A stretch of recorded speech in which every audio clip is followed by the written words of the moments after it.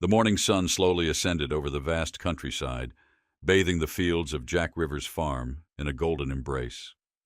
The land stretched endlessly, rolling across the southern Texas plains like an artist's canvas, alive with the gentle hues of dawn.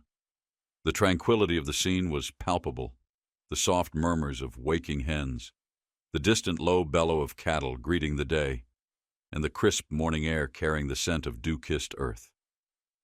Jack stepped out of his farmhouse, his rugged frame clad in well-worn denim jeans and a plaid shirt that had seen years of hard labor.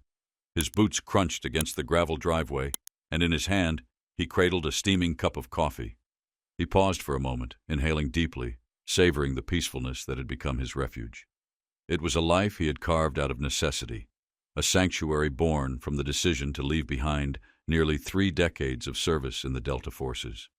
The scars on his body, the weight of memories that haunted his nights, were constant reminders of a past he had chosen to bury.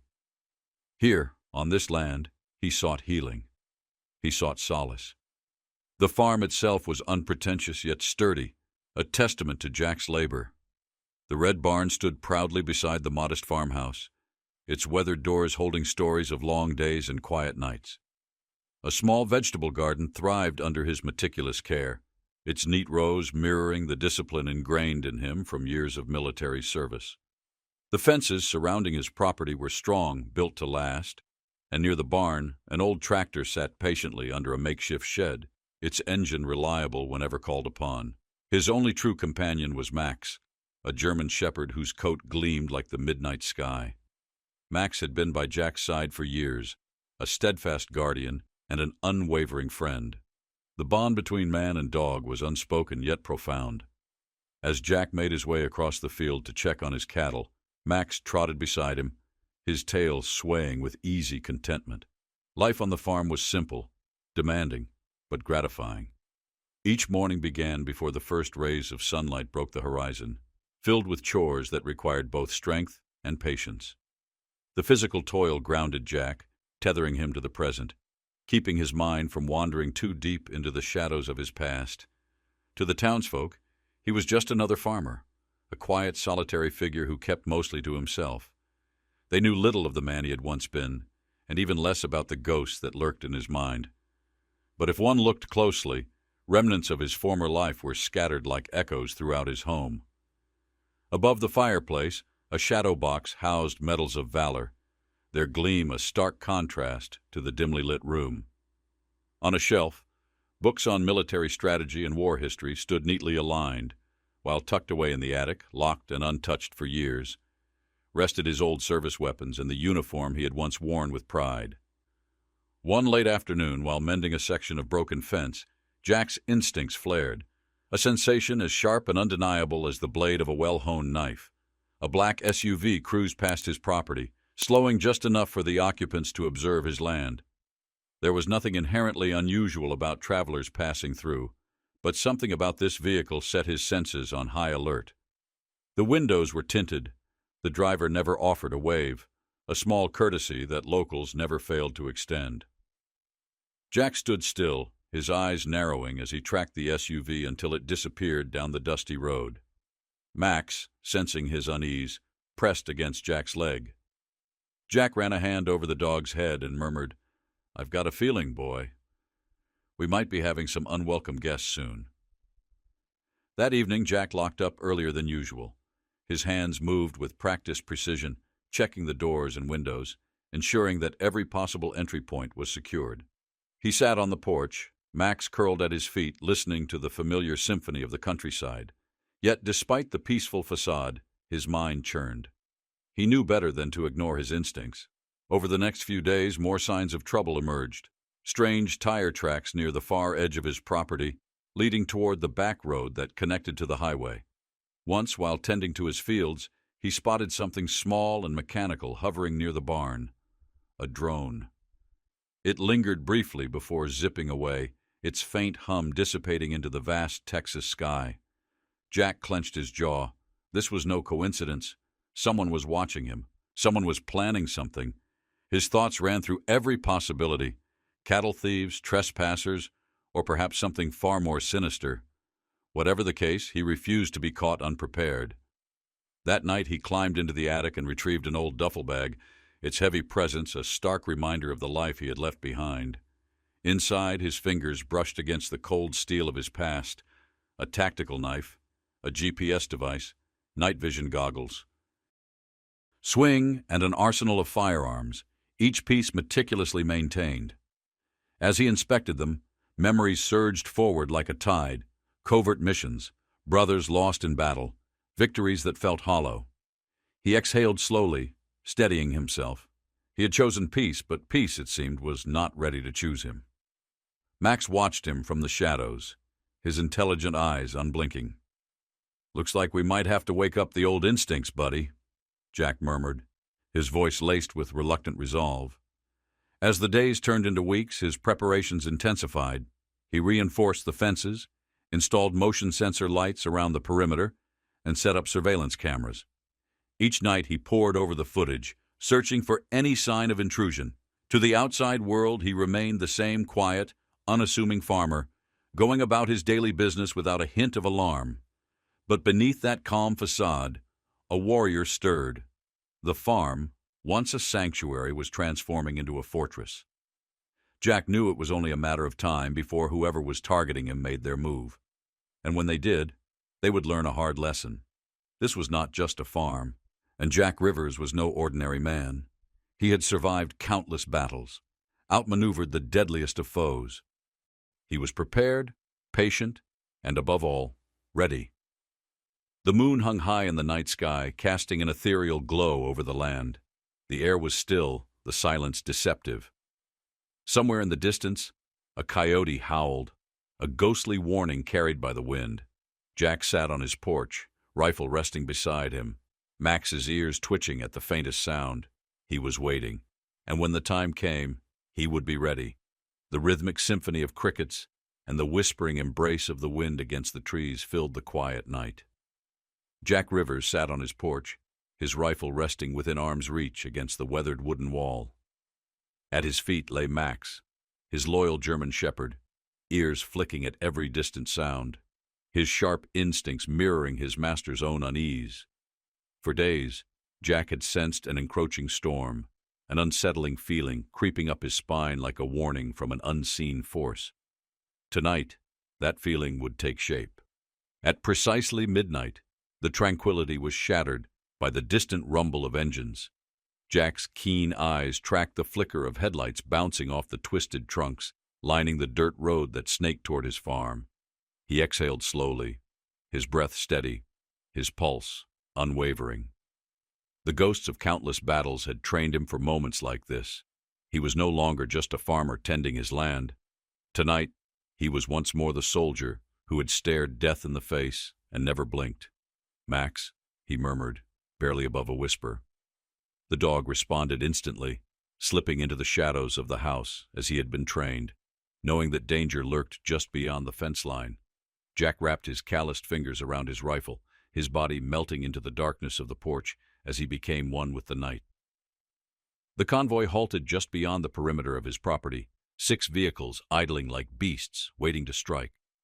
Men spilled from their steel enclosures, their silhouettes dark against the moonlit sky. Jack counted them. 15, maybe more. Their weapons gleamed ominously, the moonlight catching on the metal. Their stance, their movements, the hushed orders exchanged in rapid Spanish, these were no wandering thieves. This was a coordinated effort. The cartel had come, believing they would make quick work of an old farmer. They had no idea that the land they tread upon was a battlefield disguised as a homestead. They divided into groups. Some crept toward the barn, others toward the house. Jack had expected this. He had studied their patterns, their tactics. He had turned his land into a fortress, a deadly maze of unseen defenses. Motion sensors, tripwires, and barricades waited in the shadows, unseen by those who did not know where to look. The first intruders reached the barn. Their flashlights pierced the darkness as one man yanked on the door handle. A sharp, metallic snap echoed through the night. The man's strangled scream split the air as he collapsed, clutching his leg, caught in the steel jaws of a bear trap hidden in the earth. Panic rippled through the group. What the hell was that? someone hissed, their bravado faltering. Before they could regroup, a second trap was triggered. A flare rocketed into the sky, bathing the land in crimson light. Their cover was gone. Jack exhaled, his finger settling on the trigger. He squeezed it once. The bullet found its mark, striking the engine block of one of the SUVs. A small explosion sent fire licking into the air, sending the men ducking for cover. The night erupted into chaos. The second team had reached the house. They ascended the steps, their boots heavy against the wood. The instant they crossed the threshold, floodlights blazed to life, blinding them. A voice, cold and sharp as a blade, sliced through the night. "You have one chance to leave. Walk away now, and you live." For a moment, silence. Then the leader, a man with a jagged scar tracing the side of his face, barked an order. "Ignore him. Move in." They stormed forward, kicking in the front door, but Jack had anticipated their arrogance. A flashbang exploded in their midst, detonating in a blinding burst of light and sound. The men staggered, dazed, disoriented. Jack was already on the move, slipping through a side window, a phantom in the darkness. Beyond the house, the third group stumbled through the fields, their vision obscured by dense clouds of smoke erupting from hidden canisters buried in the grass. They fired wildly into the night, their bullets lost in the emptiness. Jack maneuvered effortlessly through the chaos. A shot here, a calculated strike there. His actions were precise, a master tactician dismantling his enemy piece by piece. Panic seeped into their ranks. "Retirency," one of them shouted. "Retreat." The realization struck them all at once. They were outmatched. They scrambled toward their vehicles, abandoning their fallen, their bravado replaced with fear. But Jack wasn't finished. As they piled into the SUVs, engines roaring to life in desperate haste. Jack leveled his rifle, his focus unwavering. He aimed at the tires and squeezed the trigger. The engines roared to life as the remaining cartel members scrambled into their SUVs, desperate to escape the ambush they never saw coming. Jack took a steady breath, raising his rifle and squeezing the trigger with practiced precision. One by one, the tires burst, forcing the vehicles to swerve and stall. Those who managed to flee on foot disappeared into the night, their shouts fading into the distance. By dawn, an eerie stillness had settled over the farm. Smoke curled into the air from the smoldering wreckage of a disabled SUV, while the acrid scent of gunpowder clung to the cool morning breeze. Jack stood in the middle of his land, his rifle slung over his shoulder, his expression unreadable. Yet beneath the hardened exterior, his eyes betrayed a flicker of something: determination, exhaustion, perhaps even sorrow. Max trotted up to his side, his sleek black coat dusted with dirt, his tongue lolling as he panted. The dog was unharmed, his tail wagging as he nudged Jack's hand. Kneeling, Jack ran a calloused hand along Max's head. "Good boy," he murmured, his voice low and thick with emotion. The farm had survived the night, but Jack knew this wasn't over. The cartel would not let such humiliation go unanswered. They would regroup, strategize, and return with greater force. But fear was an old acquaintance of Jack Rivers, one he had long since learned to master. He had faced insurmountable odds before and come out alive. This time would be no different. As he surveyed the damage, he began to formulate his next move. The barn door, riddled with bullet holes, would need replacing. The fence, crushed by the SUVs, would have to be reinforced. He wasn't just protecting his land, he was sending a message. Anyone who came for him would pay the price. Retirement had stripped away his uniform, but not the warrior beneath it. The first light of dawn stretched across the sky, painting the horizon in hues of orange and gold. The calmness was deceptive, a fragile peace masking the storm that loomed on the horizon. Jack knew the cartel would retaliate. The question was not if, but when. Later that morning, Jack drove into town, keeping a low profile beneath a worn-out jacket and a pulled-down baseball cap. He walked into the local hardware store, methodically gathering lumber, nails, chains, and bags of quick-dry cement. Next, he made his way to the gun shop, stocking up on ammunition. The time for hoping the worst was behind him had passed. He needed to be prepared. As he loaded the supplies into his truck, he spotted a familiar figure leaning against a patrol car. Sheriff Tom Hayes, a tall, weathered man with a gruff demeanor, studied Jack with an expression that was equal parts curiosity and concern. "Morning, Jack," Tom called out, pushing off the car and strolling over. Jack nodded, keeping his tone neutral. "Morning, Tom. Heard there was some trouble out at your place last night," Tom said, eyes sharp and searching. "Something I should be worried about?"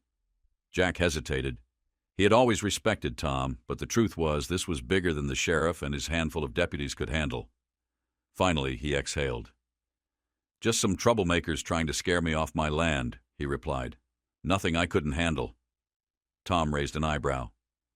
"Troublemakers? Or something more serious?" Jack didn't answer right away.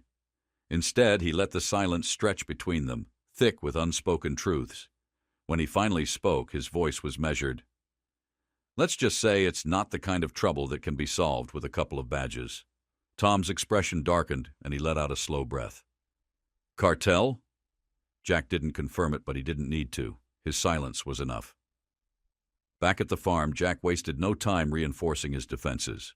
He repaired the barn door, fortified the windows and doors of the house, and set up additional traps across the land. Motion-activated cameras and floodlights were wired into a makeshift control center in his living room. Every detail was planned with military precision. Escape routes mapped, weapons strategically placed, trenches dug into the field for cover. Every decision was calculated, every move deliberate. Despite his extensive preparations, Jack knew his most valuable weapon wasn't his arsenal. It was the element of surprise. The cartel still had no idea who they were dealing with. Meanwhile, across the border, word of the failed raid reached Miguel El Lobo Rodriguez.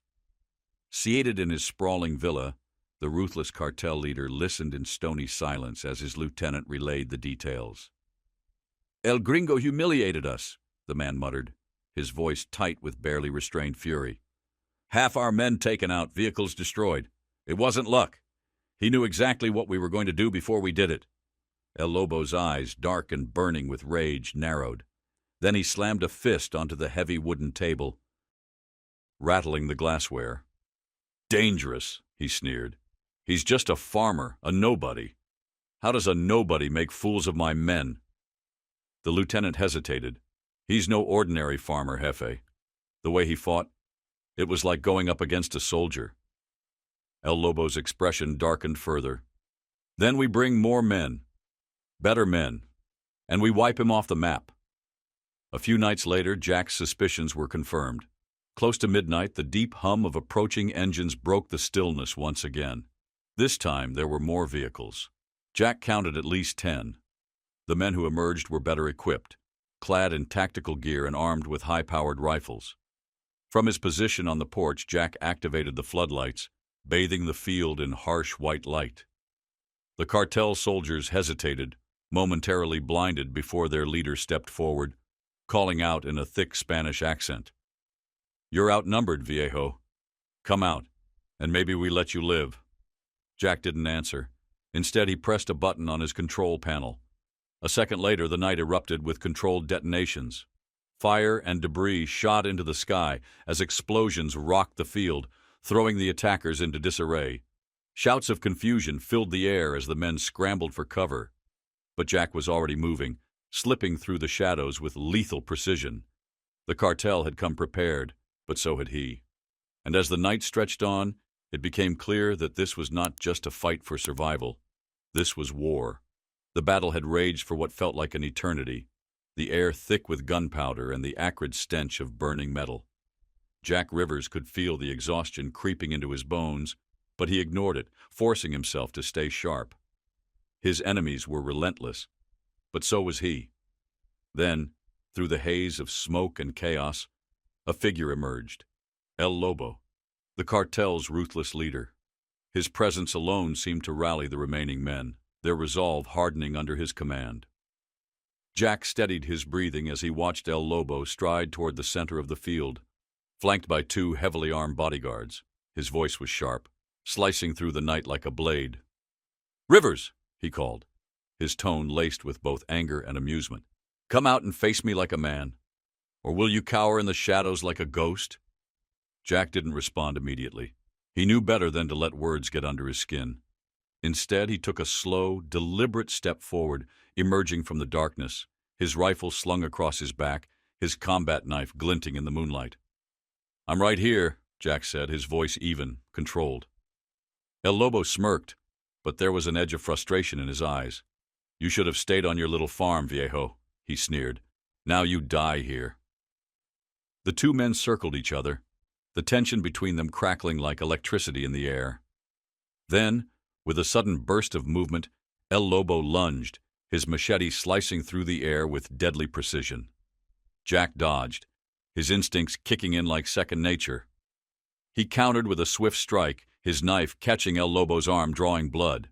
The cartel leader growled, more enraged than wounded.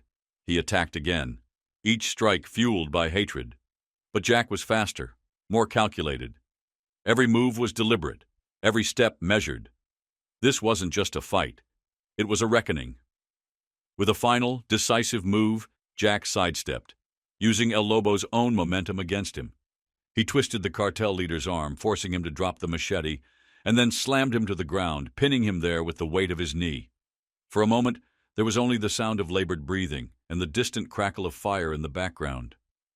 Jack pressed the edge of his knife against El Lobo's throat, his voice quiet but unshakable. "This is for every innocent life you've destroyed," he said, his tone carrying the weight of every ghost he had ever carried. El Lobo's eyes flickered with something, fear perhaps, or the realization that he had underestimated the wrong man. By the time the sun rose, the battlefield was littered with abandoned weapons, blood-stained earth, and the wreckage of the cartel's failed assault. The survivors had fled, dragging their wounded with them, their leader humiliated and broken. Jack stood in the center of it all, his rifle slung over his shoulder, his body aching, but his spirit unyielding. Max trotted up to him, his tail wagging, sensing that the fight, at least for now, was over. Jack knelt beside him, running a hand over the dog's head. "We did good, boy," he murmured, exhaustion creeping into his voice. "We did real good." But even as the dawn painted the sky in soft hues of orange and gold, Jack knew this was only the beginning. The cartel wouldn't forget. They would regroup. They would return. And when they did, he would be ready. Jack's voice was low, ice cold, carrying the weight of all the pain and fury that had led him to this moment. He pressed his knee harder against El Lobo's chest, his grip like iron. The cartel leader gritted his teeth, struggling beneath Jack's hold, but it was useless. Jack wasn't letting go. "Go on," El Lobo spat, his dark eyes burning with defiance. "Kill me. End it. You're just like me, after all." For a long moment, Jack didn't respond. He simply stared, his breath steady despite the storm raging inside him. Then, with quiet conviction, he finally spoke. "No," he said, his voice unwavering. "I'm nothing like you." With a final decisive strike, Jack knocked El Lobo unconscious. The fight was over. The war, at least for now, was won. As the first light of dawn painted the sky in soft gold and crimson, the battlefield told the story of the night before. The remaining cartel soldiers had either fled in fear or lay on the ground, subdued and defeated. The distant wail of sirens pierced the quiet morning air, and soon Sheriff Tom Hayes arrived with reinforcements. He climbed out of his patrol car, taking in the scene, abandoned weapons, burnt-out vehicles, the bodies of men who had underestimated their opponent. And standing in the midst of it all was Jack Rivers, bloodied, bruised, but still standing. "You've got a hell of a mess here, Jack," the sheriff muttered, shaking his head. Jack exhaled slowly, rolling his shoulders as if trying to shake off the weight of the night. "It's over now," he said, though deep down he knew better. At least for now.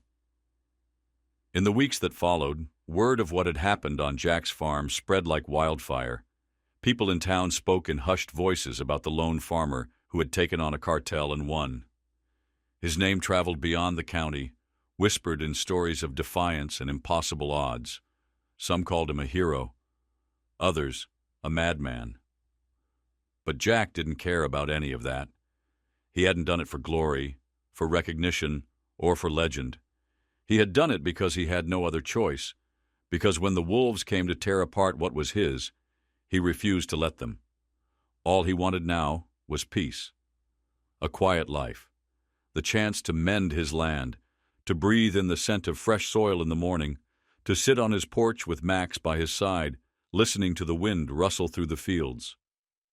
One evening, as the sun dipped below the horizon, washing the sky in shades of amber and violet, Jack leaned back in his chair, staring out at the land he had fought so hard to protect. Max lay at his feet, his tail thumping lazily against the wooden boards of the porch. Jack let out a slow breath, feeling the weight of everything settle inside him. He knew now that this fight had never been just about his farm. It had been about something greater, about standing against the kind of men who thought they could take whatever they wanted without consequence, about proving that fear wouldn't win.